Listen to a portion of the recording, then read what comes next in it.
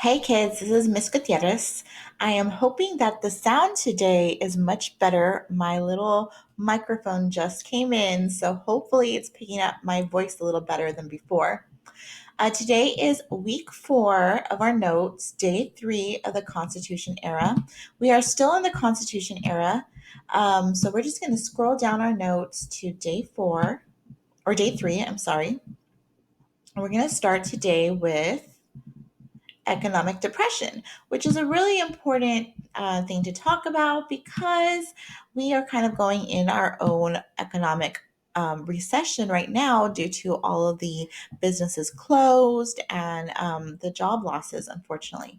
So, the economic depression began in right after the American Revolution, where many farms had been damaged because of the battles, because of the war. And because of that, farming didn't pick up quite as quick as maybe other industries did. So there was a lot of trading that was prevented in the South and with other countries. Because if we don't have goods to trade with them, then not a lot of trade is going to happen. Okay. As a result, many of the farmers could not pay their state taxes, let alone other taxes, and all of a sudden their farms are going to be taken away as a way of payment for not being able to pay their taxes. So in this case, you have a lot of farmers who actually fought in the revolution, and now that everything is going back to normal, their farms are being taken away, which is their source of income. So they're very upset by this. So in our notes today, we're just going to abbreviate this and say under economic depression, after the revolution, the economy was damaged and trade slowed. Let's see, trade slowed.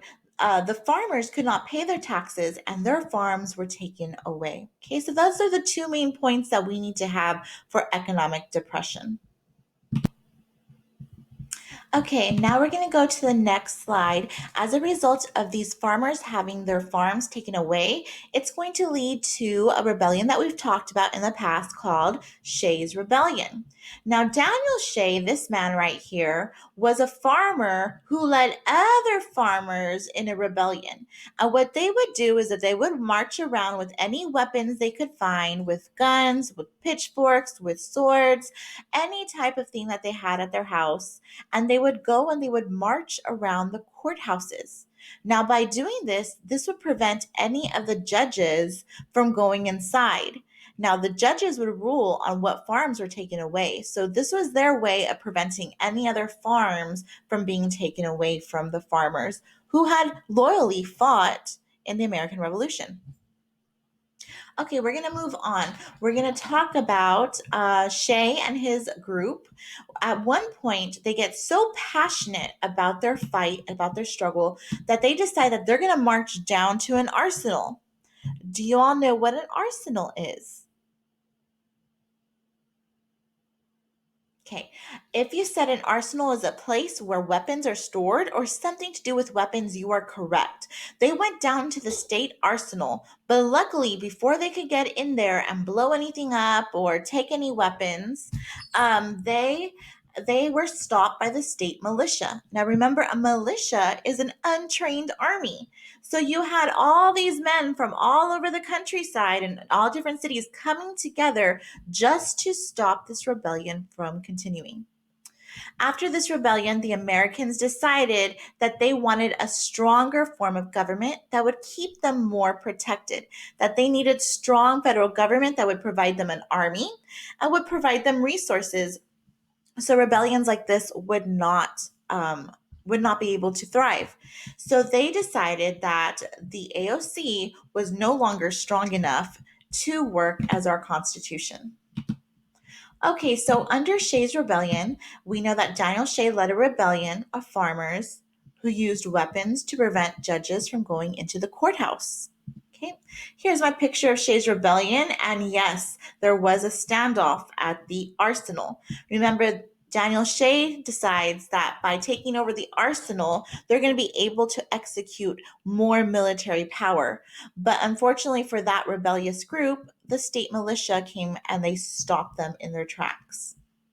And finally, Shay's Rebellion showed all the Americans that, right now the AOC was not the best constitution for them. They needed a stronger federal government, and Americans began to lead the cause for changing the Constitution.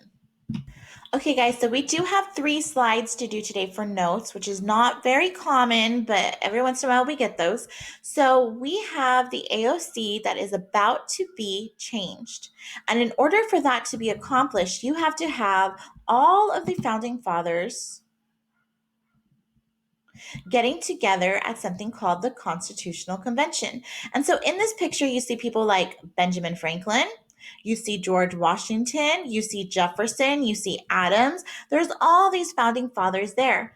And the whole purpose in 1787 was for them to meet to revise the Articles of Confederation. Revise does not mean to delete, it means to change the articles. But once they began to really get down to it and discuss the issues in the AFC, the delegates or these representatives decided that it would be best for the entire nation just to form a new government instead. And through this constitutional convention, we're going to see the birth of our current constitution that we use today. So, real quick, I just want to go over the Constitutional Convention one more time. I know that in the Constitutional Convention, it happened in 1787, and the founding fathers met in Philadelphia to revise the AOC. The delegates or the representatives, they decided to create a new constitution instead of the AOC. And you have people like Washington here that are so important to the founding of our nation. And I think this is Benjamin Franklin without glasses. I'm not sure who that is. Okay, so today we talked about the farmers having issues with their economic depression. We talked about Shays Rebellion and how that led the Americans to believe that we needed a stronger constitution. And we talked about how our founding fathers got together at the Constitutional Convention in 1787 and they ended up forming a new constitution to replace the AOC. Okay, kiddos, that is it for our notes for today. Tomorrow we will continue on day 4 of the U.S. Constitution. If you have any questions regarding how to take notes, please send me a remind or please send me a message through Google Classroom or an email. Have a great day. Y'all take care.